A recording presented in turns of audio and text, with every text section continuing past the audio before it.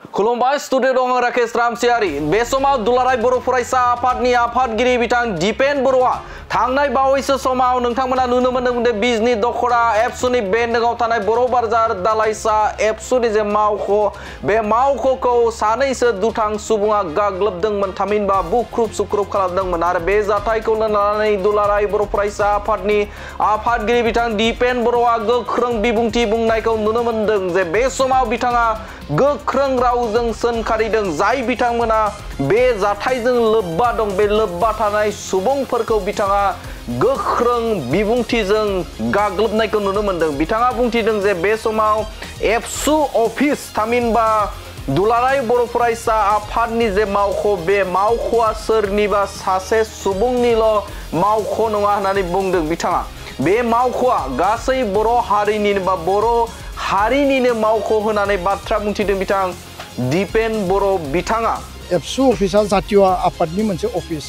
बे एबसु अफिसा सोरनिबा बिबानगिरिनिल' अफिस नङा, बे बर' हारिनि मोनसे पवित्र जातीय अनुष्ठान। एबसु अफिस थामहिनबा दुलाराय बर' फरायसा आफादनि जे मावख' बे मावख'आ बर' हारिनि मोनसे फसंथान होननानै बाथ्रा बुंदों बिथां दिपेन बर'आ। आरो बे अफिसाव थामहिनबा दुलाराय बर' फरायसा आफादनि जे मावख' बे मावख' सोरबा बिबानगिरिनिल' थाखाय नङा होननानै बाथ्रा बुंदों। बे बिबानगिरिनि थाखायल' नङा, बे गासैनिबो थाखाय होननानै बाथ्रा बुंदों। सोरबा सासे सुबुङा जाय बिथांमोना बेफोरबायदि आयेन बेरेखा खामानि मावदों, बे खामानि मावनाया बेखौ बर' हारिया सहायनो हाया आरो बर' हारिया बिथांखौ बेफोर नेहाद बायदि खामानि मावनाय जाय बिथांमोना थुलुंगा होदों, बे थुलुंगा होनाय सुबुङा दे जिउआव बिथाङा माब्लाबाबो रेहाय मोननाय नङा होननानै बाथ्रा बुंदों बिथां दिपेन बर'आ। थुलुंगा होनायनि गेजेरजों बेबायदि माने गाज्रि खामानिफोरखौ मावनायनि थाखाय जायफोरा इन्स्टिगेसन होयो, बेबायदि सुबुङा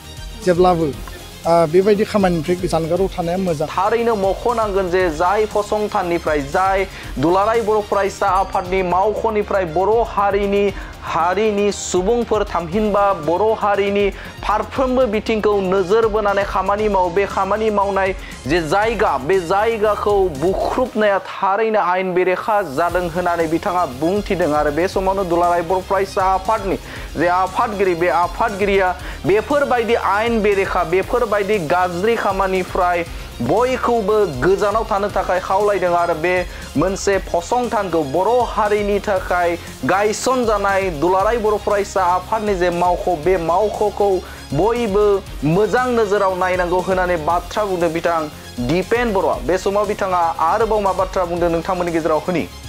ना जायखिजाया इसिङाव थानानै बायजोआव थानानै जायफोरा थुलुंगा होयो, जायफोरा माने बेखौ माने मा होनना बुङो, थुलुंगा होनायनि गेजेरजों बेबायदि माने गाज्रि खामानिफोरखौ मावनायनि थाखाय जायफोरा इन्स्टिगेसन होयो, बेबायदि सुबुङा जेब्लाबो बेबायदि खामानिनिफ्राय जानगाराव थानाया मोजां।